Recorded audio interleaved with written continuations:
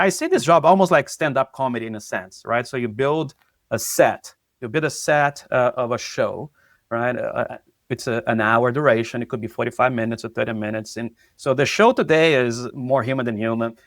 It may be good for 6 months or 8 months, and then you need another set, and then another set. That's how I've been trying to find what's the perfect balance, but I think 2 a year. So starting perhaps in the middle of 2024, it was all about trends, the trends in identity security for 2025, and then more human to human, machine identities. I'll perhaps what I'm thinking now is once this series of conferences end with Identiverse, then we switch back to identity security trends for 2026, right? So I think that's the groove I'm trying to get into. But have you started to come up with predictions for those, the 2026 future predictions? Yes, and the process I'm following right now is through voting but also research on topics that are trends, right? And I think there are the obvious ones around what I call post-cloud trends. I didn't make up post-cloud, but I think that's where we are, right? So cloud is 25 years old. What we are living today is already post-cloud. So I think a lot of the trends will come with post-cloud and agentic AI, of course.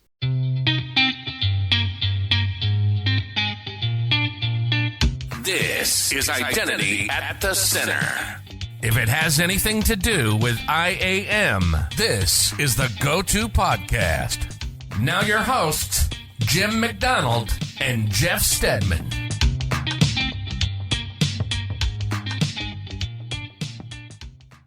Welcome to the Identity at the Center podcast. I'm Jeff, and that's Jim. Hey, Jim. Hey, Jeff. How are you? Oh, not so bad. Yourself? I'm doing great. Tell me if I'm doing too much, talking my own book or pandering or whatever you want to call it. But I really want to give a shout out to our sponsors and the people who listen to our sponsored episodes, because that's what makes a lot of this happen. Like I feel like you're sending me new equipment all the time, better microphones and, all better cameras so that we can put out a better product.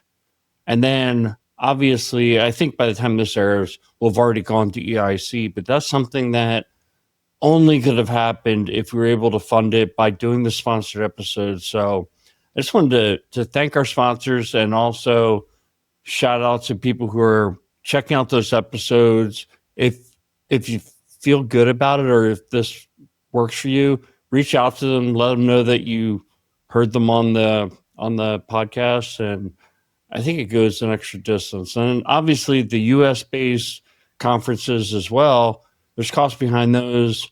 We have kind of a sponsor in the background, which is our day-to-day employer, but let us go there and pretty much work on the podcast the whole time. So RSM, shout out to them as well. Yeah, it's super cool. So definitely our first time. And by the time people listen to this, we will have been through our first Berlin experience, our first, other experiences in Europe, et cetera, probably at this point. And then obviously the EIC conference in Cole. So yeah, it's super cool. So I don't think that was too shameless.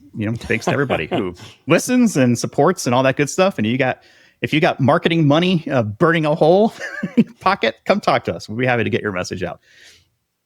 Yeah, absolutely. As long as obviously it has to fit in.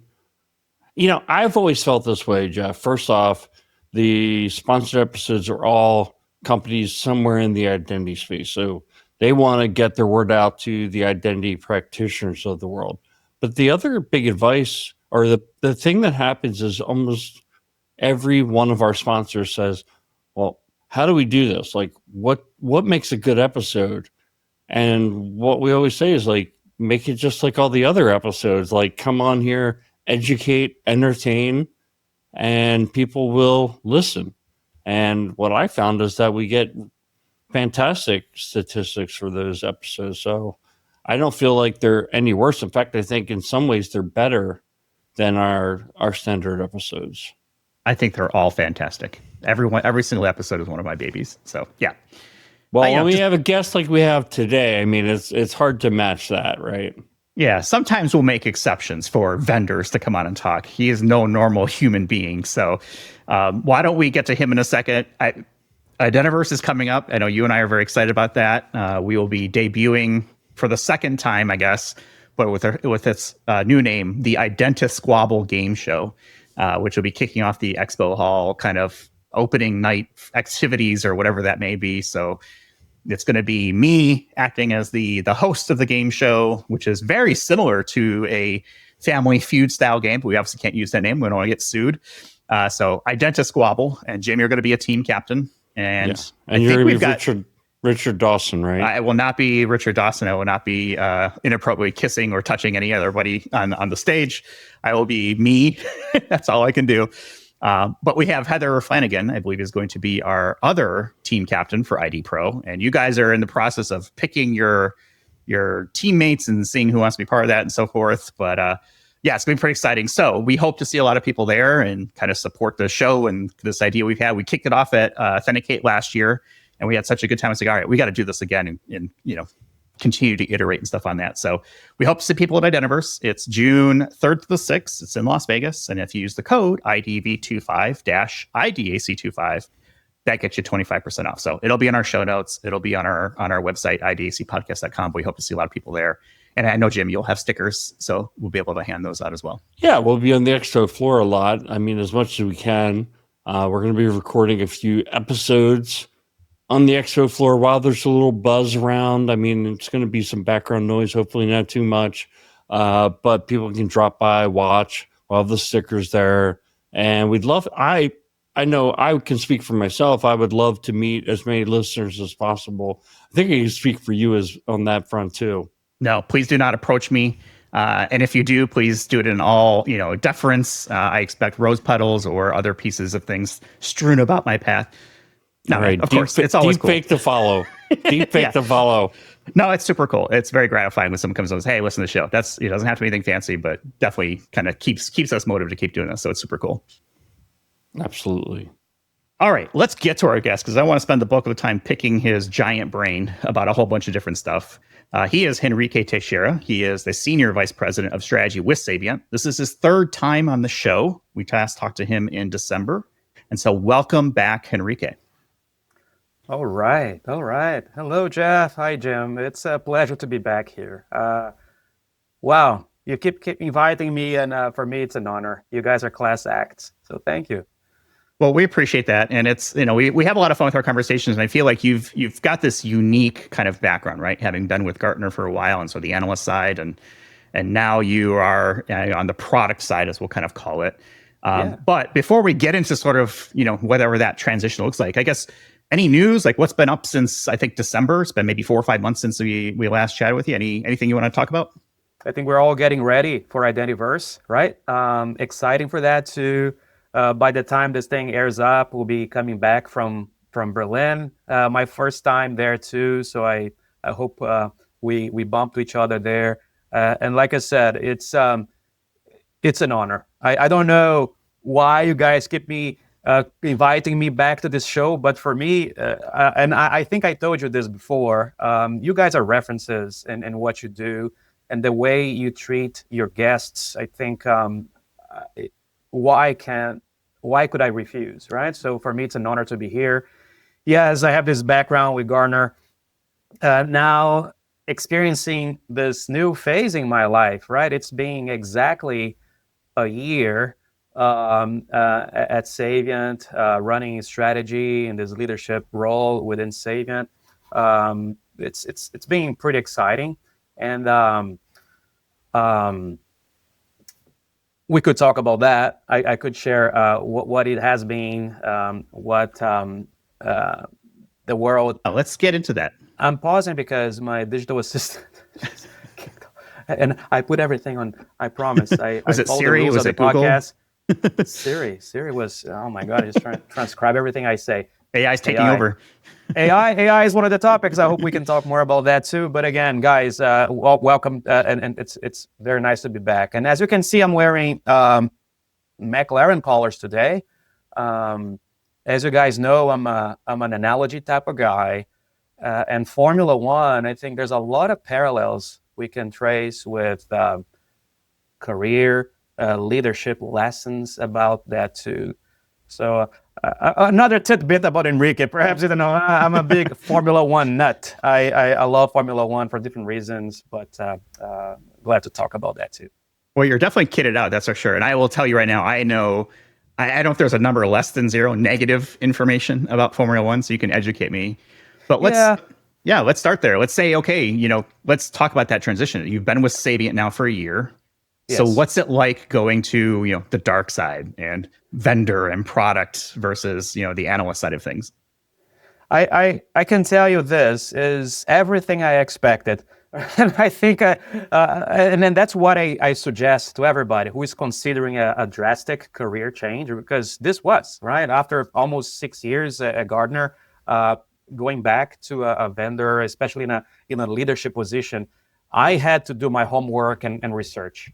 A lot about the company, but also what options were available, and the team, right, and the technology, and what's the impact of that. And I wrote a lot about that when I made the decision, which was around the problem, right, to be in love with the problem before the solution, which I think it's a very common mistake, right? We get enamored with, oh, this technology is the best, or the other technology is the best. I think what brought me to this journey is that the problem, it followed me for 25 years. Identity management, it's not a done deal. It's not a solved thing. So number one, everything I expected, right? And I think not a lot of surprises, which were negative. I would say that most of the surprises was, hey, this is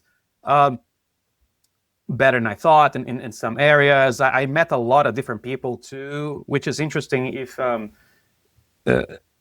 the audience here or people who change jobs, and of course, you guys know me on LinkedIn and how active I'm there. You keep seeing which are the top connections that keep interacting with you, and then you keep shifting the audience as you go through career changes. So I noticed that too.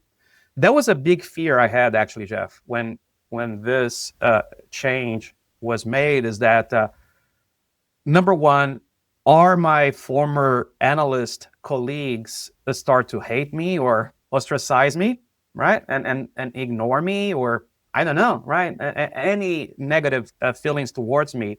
But also, I think that's a fair point to look at, though, right? Because I think from the analyst side of things, you need to be vendor neutral, right? And try to keep influences away from potentially tainting that vendor neutral. So I think that's I think it's legitimate. Yeah, exactly. So that was a fear, but also, how about my friends in the industry, right? In the other vendors, right? My friends at SailPoint or CyberArk or Okta, right? So what would they think? And I think we as humans, we keep spinning the wheels about what other people would think about us. And I think, of course, that crossed my mind and to this day. But what I can tell you is this, and after many Gartner conferences that I've been after I switched, I think friendships, at least the ones we go through, and we can tell that they last longer than this. And I think the way I treated my friends and colleagues in other companies too, and people say, "Wow, so you hate this vendor now? You're gonna fight them?" Say, "No, hey, no." I was friends with that person before I joined this other vendor. So I can attest, Jeff, that those strong relationships and friendships, they remain, right? The respect is there, the mutual admiration as well. So, but of course, things that cross my mind, in the back of my mind, and I think if you're honest with yourself and transparent, right? And the reasons I was choosing to switch jobs, I think were very transparent as well, right? I wanted to be closer to something that can be not solving the problem, but closer to solve the problem, right? And a life of analyst is amazing in guiding or advising, I think this is closer, like you guys at your day jobs, right? So like hands-on type of thing. I think this is as good as it gets. Another thing is I learned a lot, right? I'm constantly learning new things, and that's one of the reasons I chose this position is studying around what identity is in a strategy context. What is strategy? It's a very abstract thing, and that excites me too. A lot of thinking around that, a lot of process building. So building processes in the organization. So as big as this company I joined, Saviynt, is, there's a lot to be done, which is pretty cool, I think, right? So to shape processes and create metrics and measure improvement of those metrics. So this is the kind of opportunity that I think was unique for me in this stage of my career. So worst case, right? So if everything fails, at least I'll have learned a lot how we take an organization the size of Saviynt and take it through IPO, which is my big mission within this company is, okay, in a few years, we got to get to the stage where we're IPO ready, right? So at worst case, I want to learn a lot about that because it sounds very interesting. It sounds something that I've never done before, right? So full transparency, I've never gone through IPOs. I've never been in a company the size of this company today, which is kind of mind-blowing as well for me.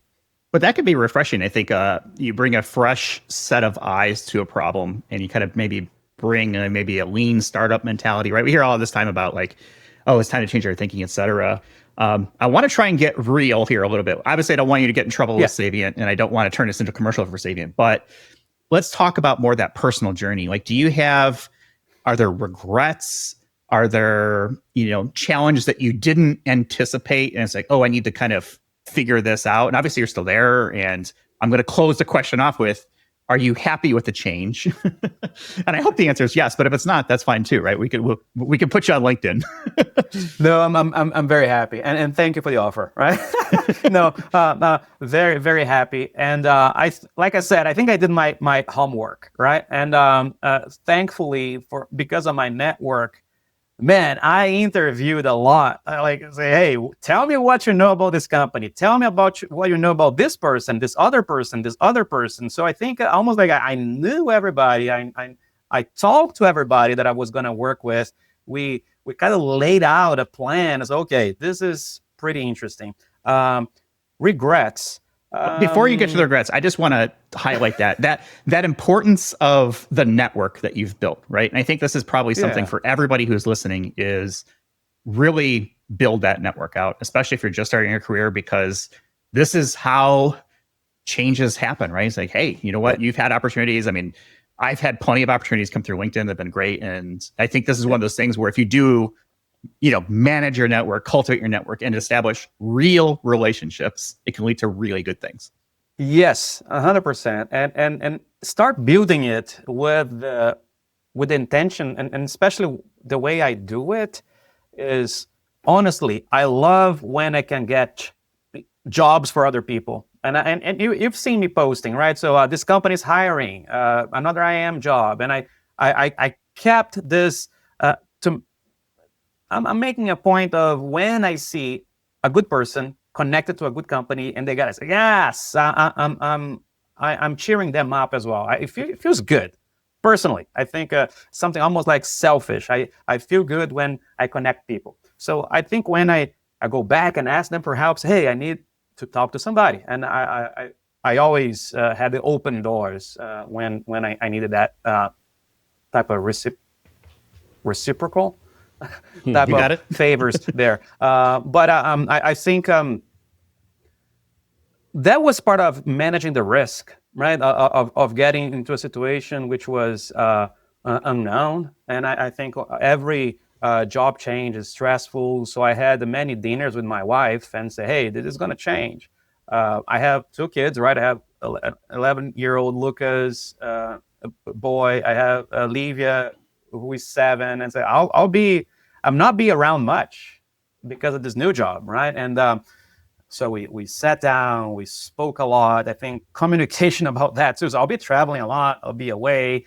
It's not going to be easier than it was. It's going to be definitely challenging, but I think it's worthwhile we embark together. So I brought her, my wife Flavia, into this as well. So if that was amazing, and what she's been doing, I don't know if you met them, Flavia. I don't think you met her, but no, she's the one holding the fort when I'm away, right? And we are at this point in our relationship, in our marriage, that I know I can focus on my clients. I can focus on the identity stuff when I'm away, and she's not going to be upset and angry or jealous or anything like that. I think we're 16 years together, and we built this relationship. Speaking of relationships, right? So I think this is the most important one for me today. I did not expect to talk that much about my wife, but because this was a personal journey, I think it's important to recognize the importance that our spouses have into this as well, right? So people see me on LinkedIn, they see the travel, but nothing of that would be possible without her help. And that's an important, all the activities and all the other stuff. That's an important point to make there, though, about you're not the only one impacted by the travel, right? And I did want to ask you, like, do you like the travel? Because, see, I've been following you on LinkedIn for a long time. And one of the questions I wanted to ask you was, how did you build the following that you did? But I think when you were at Gartner, it almost appeared like you were traveling a lot, but you weren't, right? You were always active. But now, I mean, you're at every conference all over the world. It is more intense. You're a million miler for sure. Talk a little bit about that travel, because I don't think it's all glamorous, right? It's not. But to your question, yeah, I like traveling. Come on, I'm an immigrant, right? So I traveled from Brazil to live in Canada because I like this exploration of different cultures, different things, and to experience things, different food, music, everything, right? So I enjoy that aspect, and different people. What do they like? Heavy metal in Argentina, or and I think that excites me too, to know people and connect with other people. Things that I saw in Japan, how identity management problems in Japan are quite different from the rest of the world. So to your question, Jim, yes, I enjoy that. It's not all glamour. Of course it's not, right? But I like to think I'm a very grateful person, and life is good, right? So I think no matter what we're doing, right? So at Gartner, it was amazing, and I was very grateful at Gartner. Today at Saviynt, I'm very, very grateful for the opportunities of travel too. I'm racking up miles, and then when I have the time, I'll use those miles to be with my family. We go skiing. We do things that we enjoy to do as a family. But one thing, and now putting my analyst hat, suggestion, right? So if you are considering a job that has intense travel, is you got to very quickly adapt to routines of travel, right? So I have my go bag. So I don't spend time making like suitcases and all. So it's a go bag, like a team A SWAT type of thing. Okay, I'm traveling. So I don't overthink a lot when I'm traveling already. Okay, it's automatic. It becomes part of, okay, I brush my teeth, I'm exercising. Okay, it's travel. Okay, and gets a Nexus card, right? So Nexus is like a TSA pre-check, whatever. That really helps the life of a traveler. So that kind of minimizes the stress of travel, right? So like missing flights or getting late to a plane or stuck. So I think get a good credit card that gives you access to lounges. I think that helps a lot. You can work or just have a beer, right? But also get into that routine of something that, okay, it's just another day at the office. But I'm not afraid to spend money to make my travel easier. So I couldn't agree more, right? Get all the bells and whistles, if you can afford it, to make that day of travel smooth. Exactly. Yeah. Avoid, like, we're all in risk management in a way, right? So avoid the risks of losing flights, stressful things in airplane flying things. thankfully, I don't have like an explainable fear of flying. Some people may have like phobias, right? But no, I don't have that. Yeah. So other than that, One of the I'm things afraid I of getting thought- sick. That's one thing though.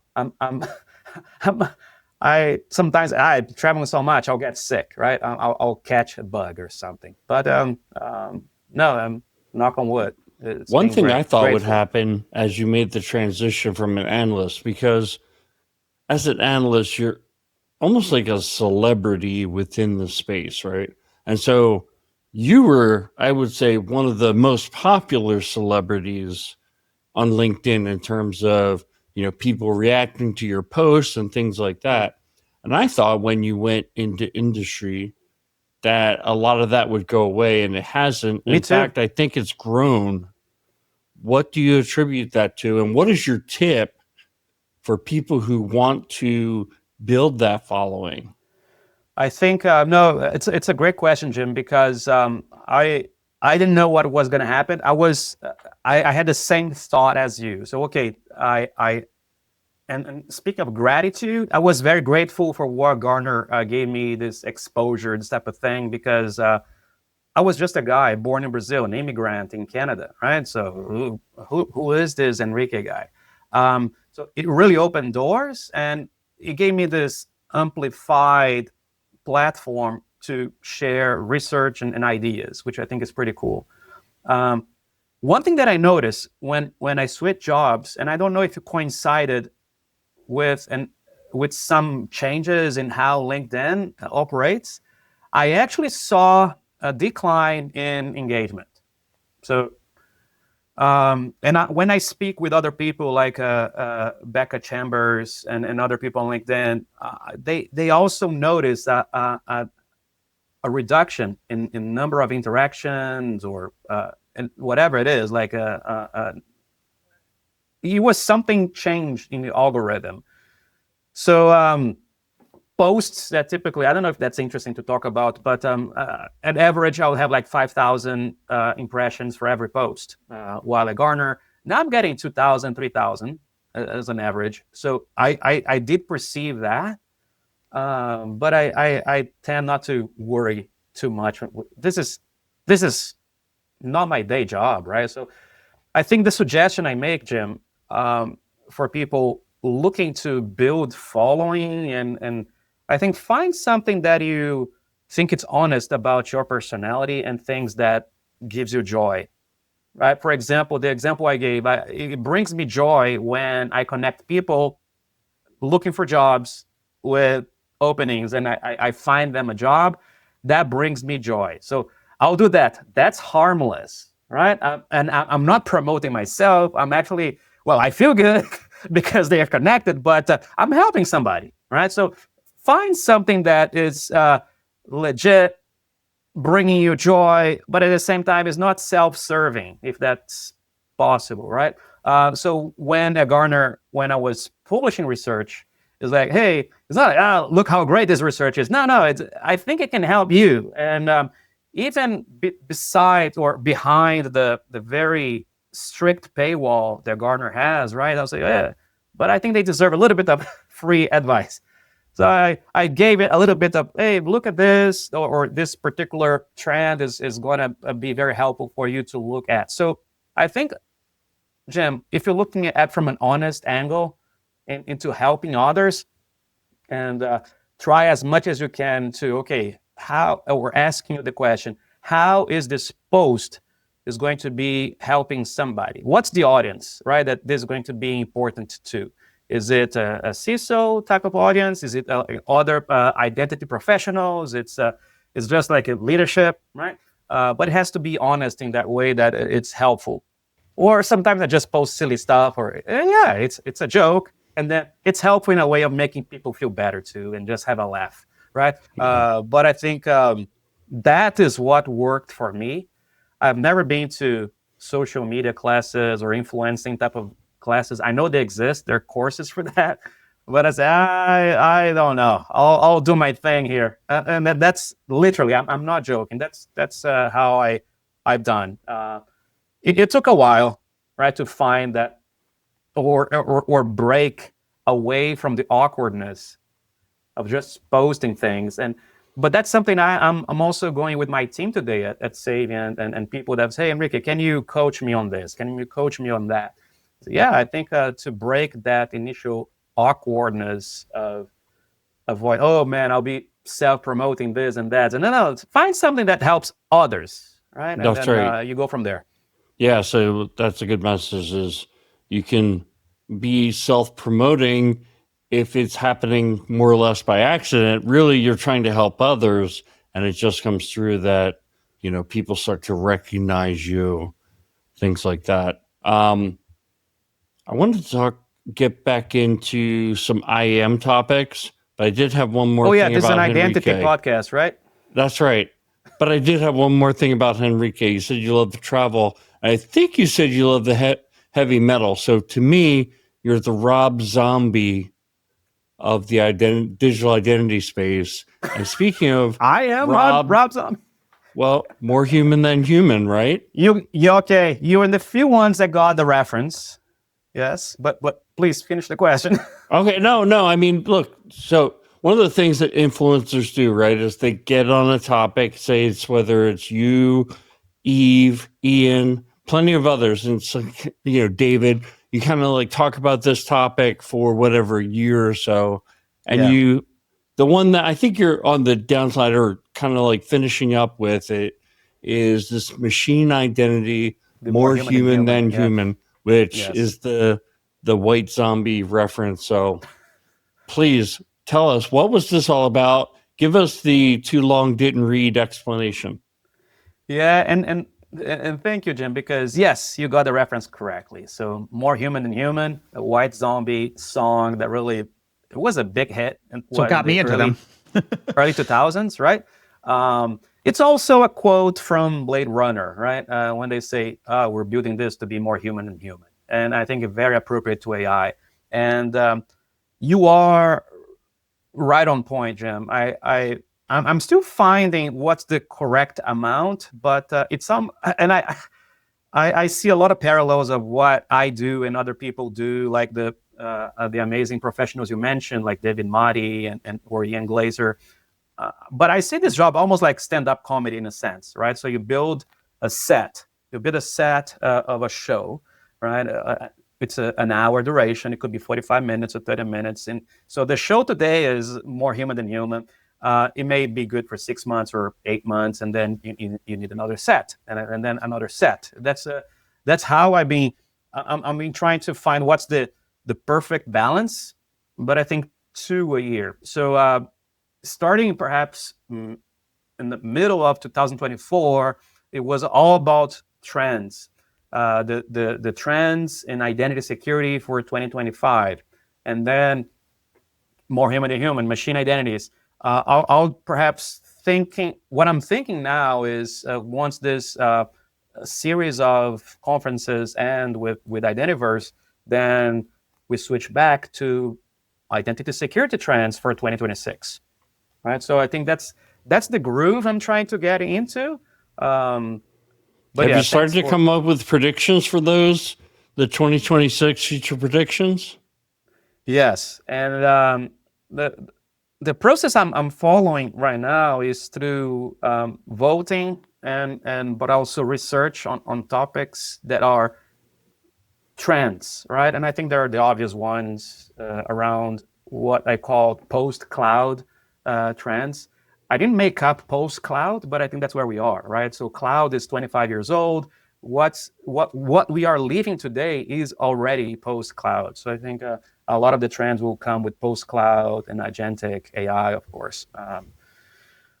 We'll see. It's a work in progress, huh? Yeah, that will be my stand-up comedy show coming next, I guess. When we were kind of talking about this before, you were talking about one of the predictions that was in Gartner's kind of go forward. They wrote a paper, but someone from Gartner wrote a paper around these predictions. One of them was that there would be marketplaces for identity theft. And I wanted to see, what were your thoughts on that prediction?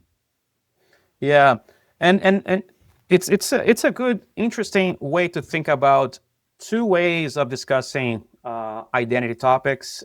Predictions are something that may become reality or not, right? And trends are things that are already happening, right? And I think sometimes when we look at what Gartner publishes, they actually have a quite good separation between the two. So, of course, trends are more actionable things. That's why trends every year they kind of change and you act upon them. Predictions, that's one I think I saw Gartner publishing. They have this Future Labs.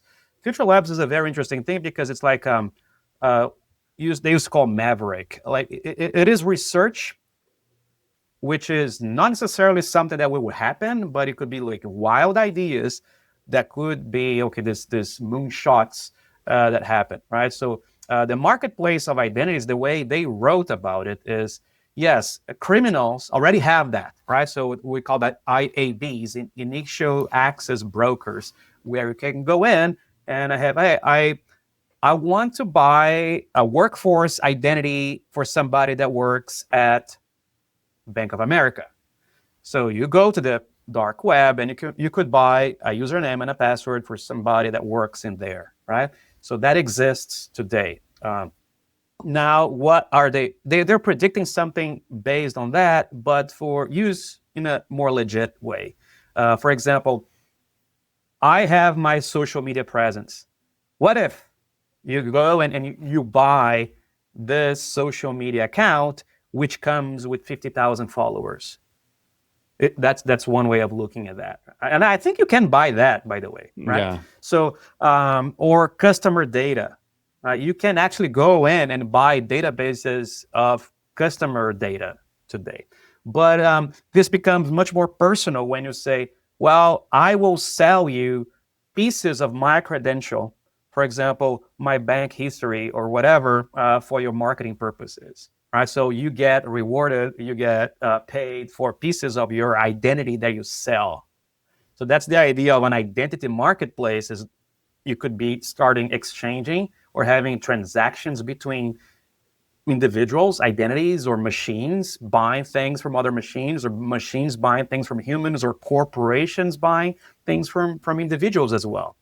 Quite wild if you think about it.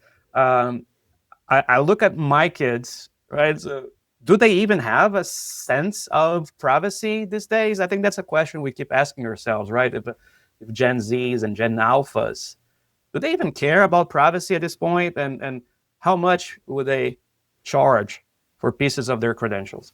Now, we had this conversation with Eve Mailer recently. You know, she does the privacy is, I think her talk is privacy is dead or consent is dead. And it's like you keep getting all these spam, I like to call it.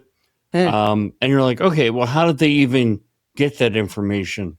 I get like 10 calls from the same lender. They're coming in from different phone numbers. They leave me voicemails like, hey, we'd like to lend you this much money. And I'm like, how did they even get my information? Was it one of the credit cards that I have? Sold them the information? Is there anything I can do to even control it? So I don't know that it's that Gen Z doesn't care about privacy, but they're realistically in the same boat as the rest of us, which is how can I even control it? What can I even do about it? This is inevitable, right? It's going to happen no matter what. So I think the idea of a marketplace may be at least something, it's more of a fair game because you intentionally share things and you get compensated for it. But it's a new way to monetize theft, I think. But and those will continue to be out there, and that will drive that industry, if that's what you want to call it. But you know what? Another thing I'm really interested in is, you're out touring the world, as we talked about, and you're talking to a lot of customers. Yes. And I'm wondering, like, what is it that they are asking for? What are they talking to you about? I'm sure AI is going to be one of those answers, but what about like next level stuff, even within AI? Is it AI doing certain features? Like, what are people asking for? And it is less about AI, and I think for good measure, what they're asking for is not like, hey, I want to buy AI to do this. They want to buy something that has the characteristics of the ease of use of AI. I'll give an example, and I think a recurrent problem, and you guys may have faced that too, is application onboarding, right?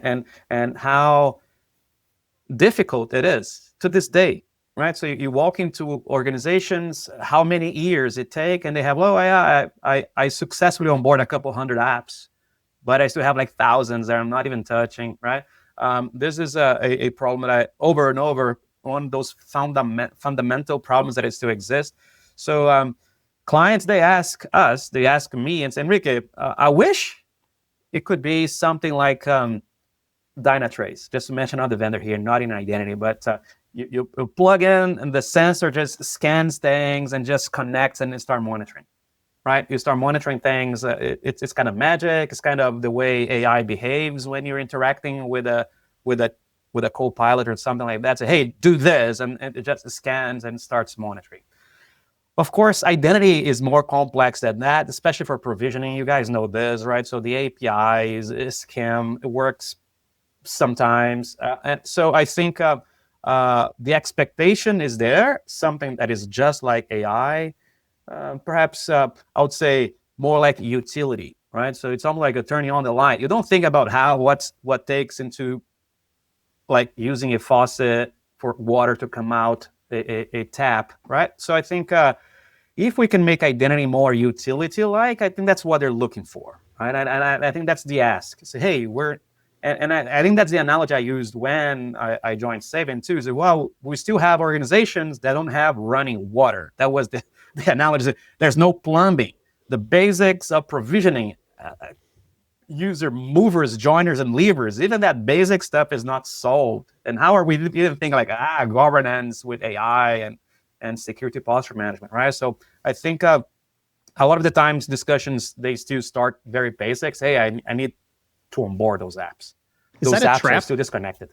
Is that a trap, Henrique? Because I find like there's a lot of companies out there that are like, oh, we've got this shiny new thing, and you're going to be able to do all this cool stuff, but it doesn't address any of the basics. And I'll probably speak for Jim here as well, but in our day jobs, we see this a lot. Like they do not have running water. They are still using fax machines and Word forms and other mechanisms, right, to do like basic IGA functionality. I just wonder if this is a trap that maybe IAM technologists get into, where they're thinking so far ahead and assuming that there are basics in place that might not be there for the vast majority of companies. 100%. I think that's happening now, right? You see a very shiny interface, like access graphs here and there, but it's like 2 steps removed from the plumbing of the problem here, right? So it assumes that you have the connectivity solved, which is not solving, right? So there's that problem, but also and I'll mention a vendor here because I think that was the right approach and I think it worked well, but I think people and other vendors are perhaps taking that example and taking the wrong direction.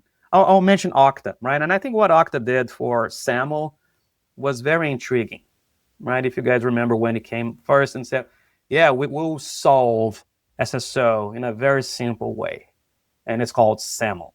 And that was their first product, was a SAML type of thing, right? And it's like, yeah, but I have all these legacy things here, all these legacy apps. No, forget about that.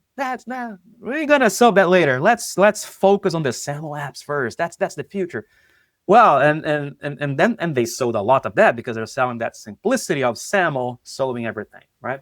And eventually they launched the gateway for on-premise stuff, and then it became more of and by that time they had the grasp, right, of the market around SSO and MFA. That's right.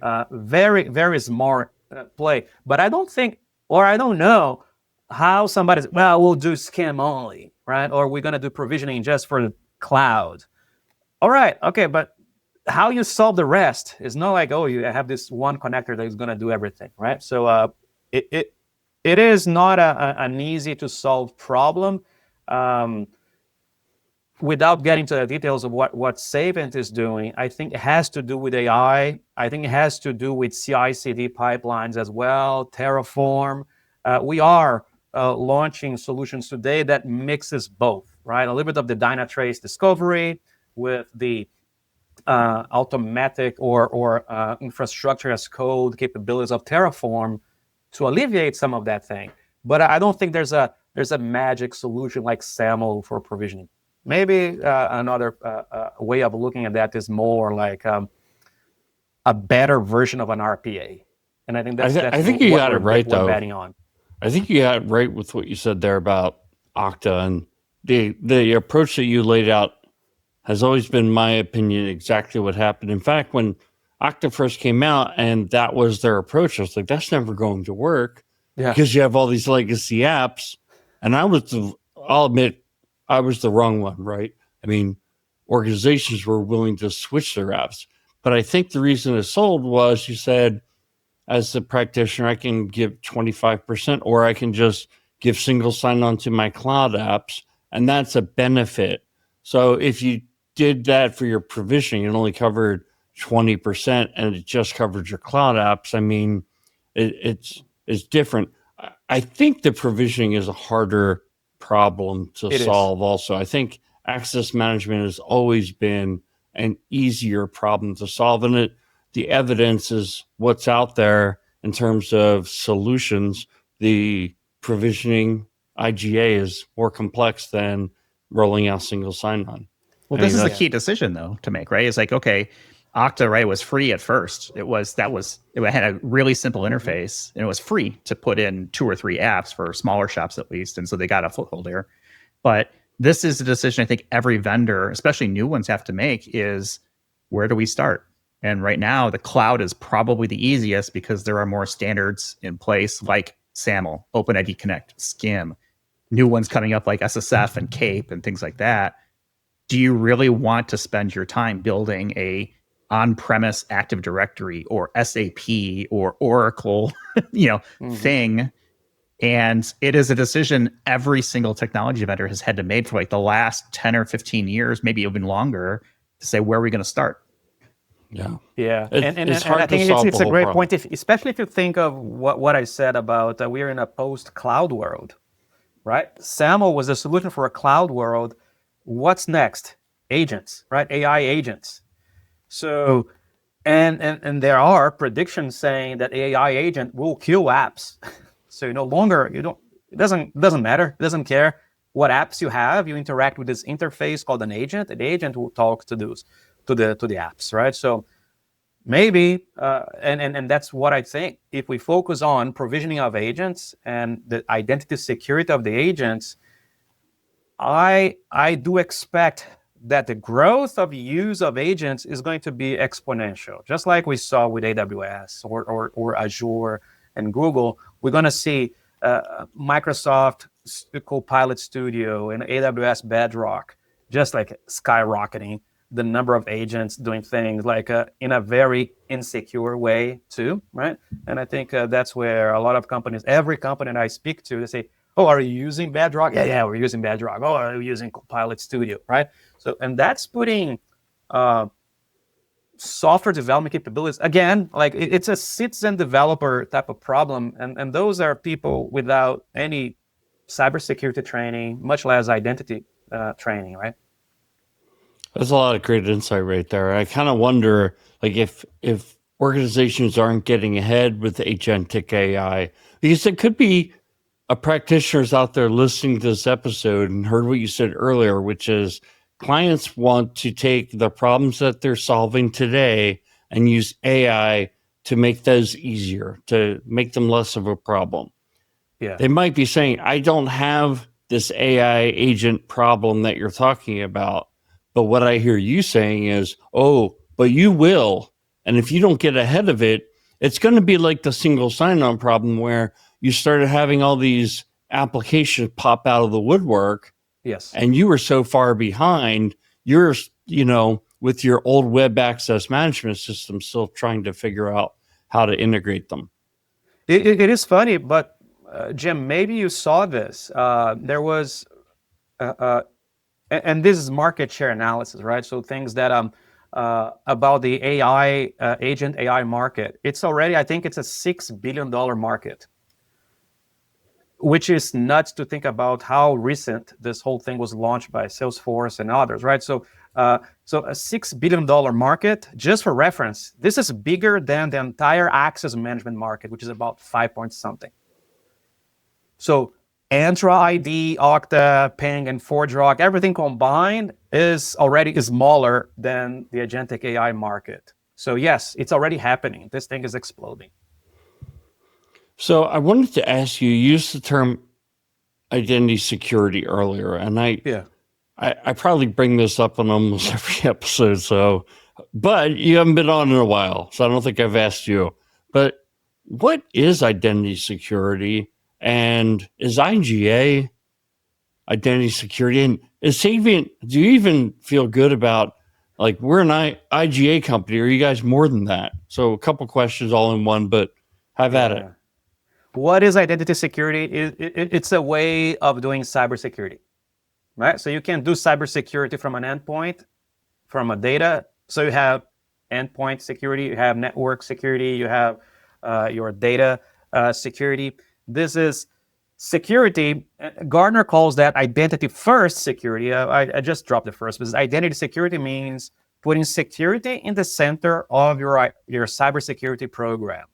So instead of using network and perimeter-based type of IP addresses and firewalls as your main program strategy, you're going to be using the context of identities, the risk of identities for making decisions on data, on endpoints, on applications, on everything, on cloud, right? So ZTNA is a great example of network-based enforcement based on identity security, right? So when I was seeing this terminology coming up, even before joining Saviynt, I saw almost like two types of vendors, right? So either you're part of that plumbing that we spoke about before, right, on the provisioning, on the SSO and the MFA and the PAM stuff, or you are protecting the plumbing. That's another way of looking at identity security as well. So you are either protecting this plumbing from not breaking down, or you are actually part of the plumbing, right? So I see identity security as the protection of that identity infrastructure as well. That's a great analogy. I love that. It's like almost like I'll take a different step. And so like it's the electrical line running through, and identity security is a surge protector that sits somewhere along the line to make sure that, you know, if something happens, something pops, it's like, okay, let's protect some things back here. Yeah, and there are different angles of protection of that power grid, right? So same with identity, right? So I was just having a discussion today about a vendor that just they focus on resiliency, right? So backup and recovery of identity providers, that is identity security too, right? So absolutely, and it's often overlooked too. It's like, oh, we just stood this up. Now we put all our eggs in that basket. What happens if it goes down? Or AD, or Entra, or Okta, whatever it may be, right? There's that resiliency is such a big part. And I don't see it talked about enough, because I think people are still trying to figure out how to get the stuff stood up, and then, well, what do you mean? What happens if it falls down? It's the cloud. It's just supposed to work. it is funny, right? But there's only 3 vendors that do that, right? And Rubrik, I think Rubrik, they launched a new play around that too. They do already like AD, backup and recovery, but there's another vendor called Mighty ID and Accents. There's not a lot. And we've had, I think if we've had all of them on our show as either sponsors or guests or things like that in the past. So yeah, it's a small, but I'll ask for my commission then, because I'm mentioning them. The check is in the mail. How about that? We'll give you a sticker next time we see you at a conference. Yeah. We've been talking for like almost an hour, and I feel like we've only kind of scratched the surface. I had, I think, 3 things that I wanted to cover before we wrap up. The first one is, when you talk to somebody and you say, I'm in the X industry, what do you tell them? Do you say, I work in identity and access management, I work in digital identity, I work in identity security? Like, how do you introduce yourself as like, oh, this is the area that I work in, like my subject? I say cybersecurity. Cybersecurity. Okay. I work in cybersecurity, and like I said, because I'm doing identity for security, identity security, right? So IGA is one of the products that we sell, but the bigger goal of the company is cybersecurity. We are a cybersecurity company, and I think it's easier to explain too. Like Mhm. if you're going through like border control and say, what are you doing? Oh, I do cyber. Oh yeah, I know what it means. They said, no, I do ISPM or so what? Yeah, They don't they know won't. what They it don't is. know, No. and that's fine. They probably shouldn't, right? I mean, it's probably one of those things that kind of sits behind the scenes. So I call. So my mom, I say, work with computers. I have to like go up one level, like a CIO level. Then yeah, we instead of a call that CISO executive speak, right? It's very similar to baby talk. level. There. So there's another job title I think that you're going to be adding soon. I know you guys are starting a podcast, so we're going to have some friendly competition here. But tell us a bit about what's coming up here soon. Yeah, you guys are the OGs, right? So yeah, it's pretty exciting because it is a podcast. It is run by Saviynt, but we're gonna have four hosts, and it's pretty exciting because all different personalities. I'm one of those. Of course, one of the things I want you guys as guests, and you are already on my list there. We're happy to do it. Yes, You have us on record now. We're on the internet as saying, yes, we'll do it, so we can't back out. But it's something super exciting because when I joined Saviynt, they had this idea. Okay, Henrique, I think we were planning to have a podcast. Now we had you, and now we have amazing people like David Lee, right? The Identity Jedi working with us. We have Jim Routh, Simon Gooch. So they brought in these people together, and okay, we're gonna have four hosts, and we're gonna have these guests that you can interact. What I love is, and my concern is that going to be something boring corporate? But thankfully, my colleagues, my co-hosts, they said, no, it's going to be wild and fun. Okay, all right. So then fingers crossed that we keep that promise. So when does it, when does it come out? Coming up in June. So right after we air this episode, I think. Okay. And it's called what, Savvy Talk or Savvy Talks? Savvy Talk, singular. Okay. Yeah. So we'll be keeping an eye out for that. And yeah, we're happy to go on. I don't think there's enough people talking about identity. The more people talking about it, the bigger we all get, right? From like an industry standpoint. Exactly. Same thing with my colleagues in other vendor competitors, or I say, hey, we compete. We're not enemies, right? So we're competitors. Speaking of which, this hat, right? So I think it's an interesting thing about Formula One, just to make the analogy here, is that one thing that we saw, if you watch Formula One, is that the teams, right, they compete among themselves, like have Ferrari and McLaren and Williams, but every team has two pilots, two race car drivers, right? And sometimes they get into situations where they compete with themselves, right? So Oscar Piastri, Lando Norris, they get into a situation now. They're maybe when this episode there, we're gonna see, but it's pretty tense. It's so we have this internal competition as well. So not very different from our world, I think, our corporate world. I think of like a Talladega Nights situation. You got Ricky Bobby and Shake and Bake and all that stuff going on. Exactly. Yeah. I want to ask a side question here, and we'll kind of end here on a lighter note. And I want to be respectful of your time. So I know you're a musician. You can play the guitar. I've had this guitar in my background, if you're watching, for, 3 years, and I still cannot play it. And so I think about things, obviously we joke about AI, but AI is really coming for the music biz as well. And there is plenty of like music generators out there. And I just wonder what your thought is around the use of AI to create music. Like where's your head at right there?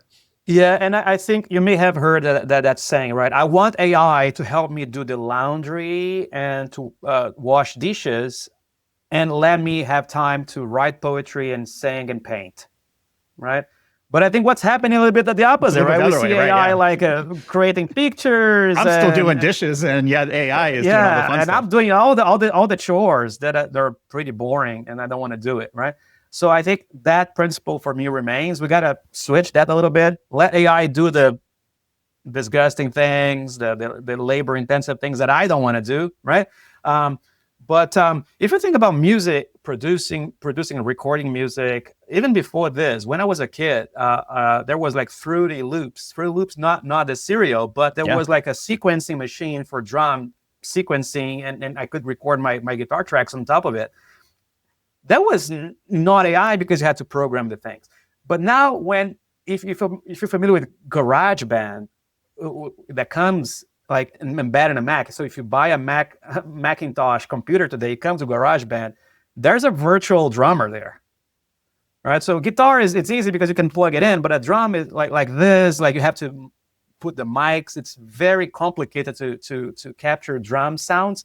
So using a virtual drummer, it's already AI, right? And I use that a lot too, especially if you are just like you're writing specific, like it's a demo, an idea you don't want to forget. So the AI drummer is amazing. There is this podcaster called Rick Beato, and he likes to, he's amazing. But he has his kid, and I think he's a Gen Alpha kid. And I'll get to the answer to your question, I promise, real quick.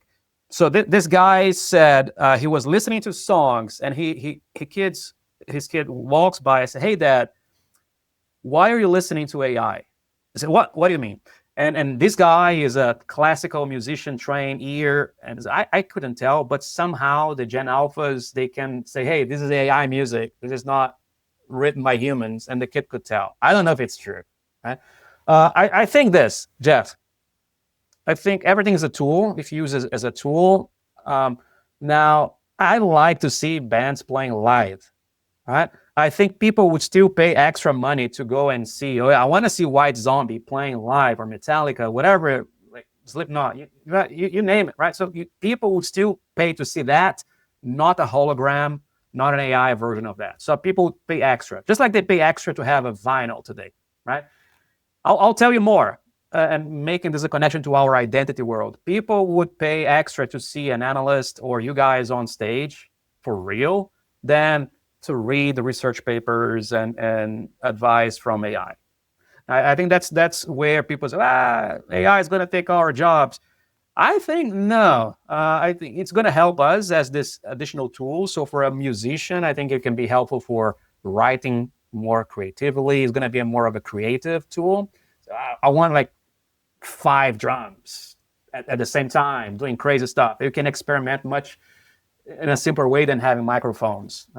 Now, the quality, I think in the back of my mind, I will also, this was machine generated. It's not as great as somebody playing live. So I think I would always give the value to something that is real or played live in front of me. And maybe not everybody would agree with that. I would say perhaps a fraction of the population would agree with me. And I think that's the same fraction that's okay, I want to see that band live. I want to buy a vinyl. I want to buy like physical media. Well, I think there's a couple audiences, and I agree with everything you said. Like, yeah, what is live music going to look like if it's all AI? It's just you're staring at a computer screen, right? Or is it some sort of weird robot or something, right? Or is a hot take? Is a DJ or a musician? Right. But this idea of, I think there's 2 different flavors here. We're talking about AI generating music and creating music, right? Because generative AI is kind of hot stuff. Yeah. But there's always been computer-aided music, right? Synthesizers and things like that. Auto-tune. Whether that's good or bad, I think that's, that's up to the individual. But this idea of taking electronics is one thing, which I can certainly get, right? There's plenty of famous people who do it. You go back to Stevie Wonder has done it, as well as, Mark Rebillet, who does loops. And it's amazing what they can create with these tools. And I'm curious, like, where does AI fit in this? Because I think of services like Suno.ai, where you can say, make a song for this thing, and it does a pretty passable job. Now, is it going to win a Grammy? No, not yet. But what happens when it becomes indistinguishable from that? Does the artist change more into, well, I can't play my guitar, but I can certainly think of a riff or a track or something, right, that I want to have somebody help me create, but I can't do it physically. So maybe there's an accessibility component of it. My fingers don't do the thing. Yeah. Maybe there's a musical cognition thing that I just don't have that it might help me. Or does it start to replace those skills and musicians become, more unique and more rare of the people who can actually do that, because it almost becomes like a lost art?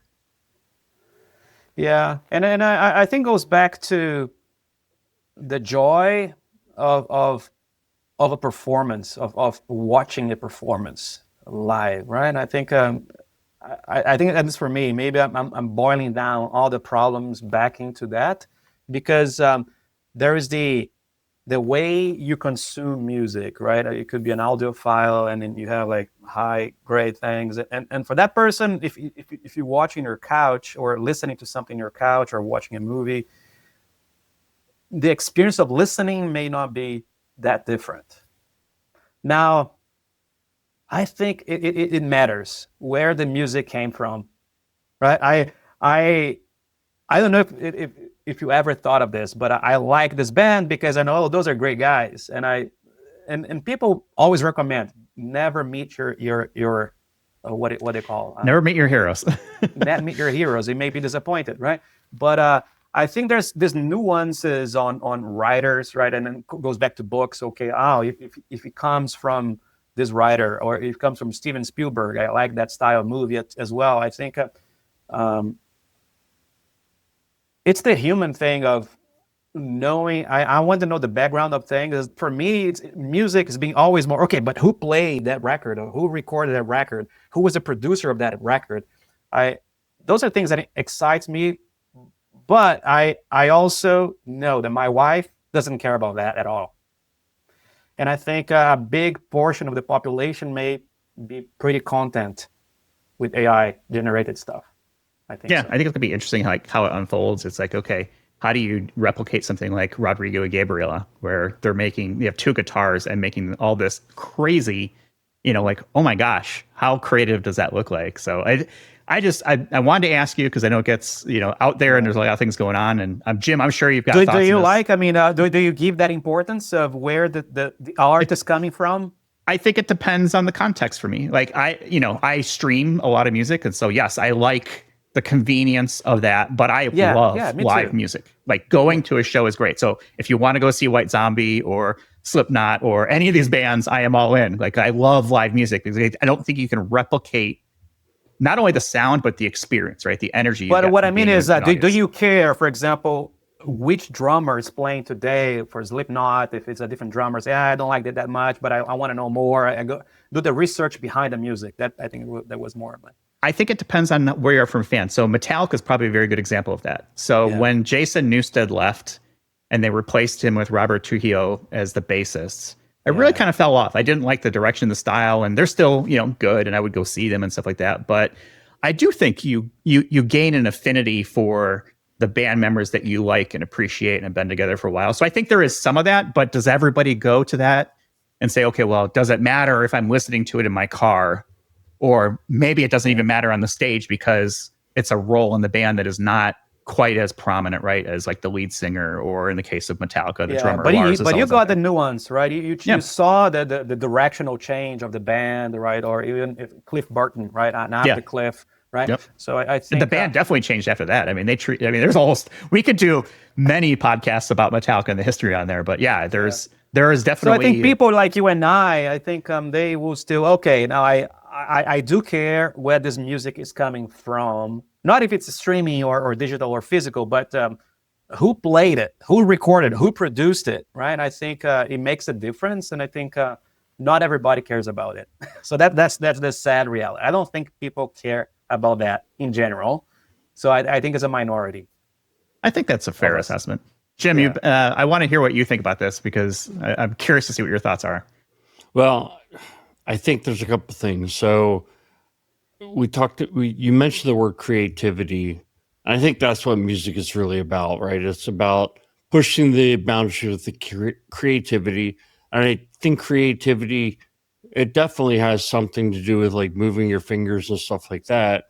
But think about the genre of rock and roll and how much it's changed in the last 70 years, or 70 years, probably going back to the 50s. From the time that the Beatles came to now. I mean, we've gone through so many different phases of rock and roll.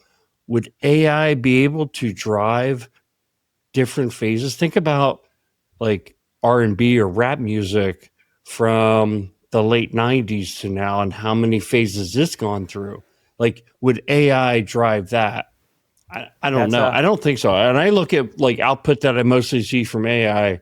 I'm like, it's like what you could do with a great calculator. Like you take the creativity and you can make the calculator do what you want to do, but it doesn't create something that's like, wow, how it did will you do think more of the that? same. I think that's what you're saying. It's going to be doing more of the same of what's exposed the AI is learning about that. And I think we're going to be missing the big revolutions that happen in music, right? So when you have like hair metal and then there's grunge, right? Those this big rupture type of things, I think AI will.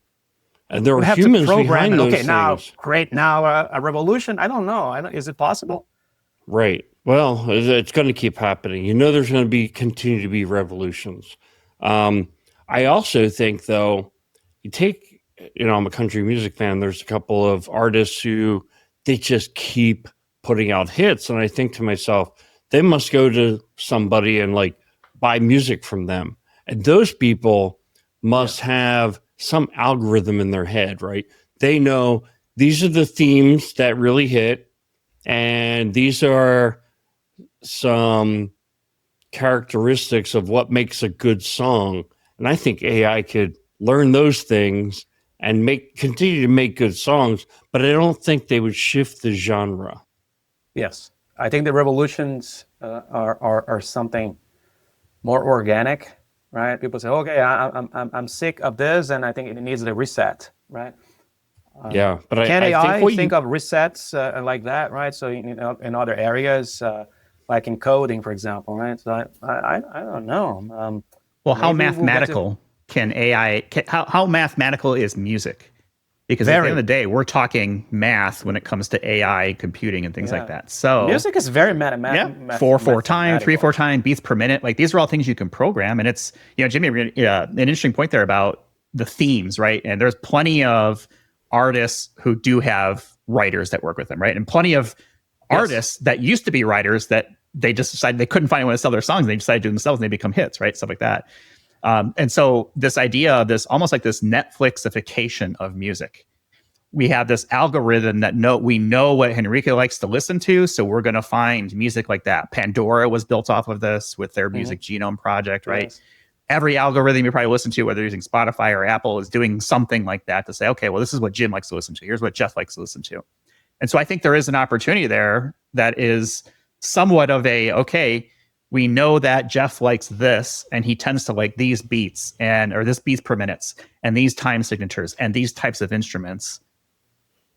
It would stand to reason that I could create something that would be close enough in profile that there would be a reasonable guess that I would like that AI music. And I don't see too far off in the future where you say, I want to give me a station based on these 6 or 7 different ideas or moods, or maybe you're even wearing a biometric thing that, your heart rate has accelerated, like generate music for my, my soundtrack of my life. And all this thing is just dynamic and it's personalized to you. That is not impossible. No. The question is, what I think will get people to really do that is if there's a profit motive. Oh, sure. I think that what you just mentioned there is like the easy money is made by, oh, Jeff likes this thing. Let me go find all the products that people made and feed him those.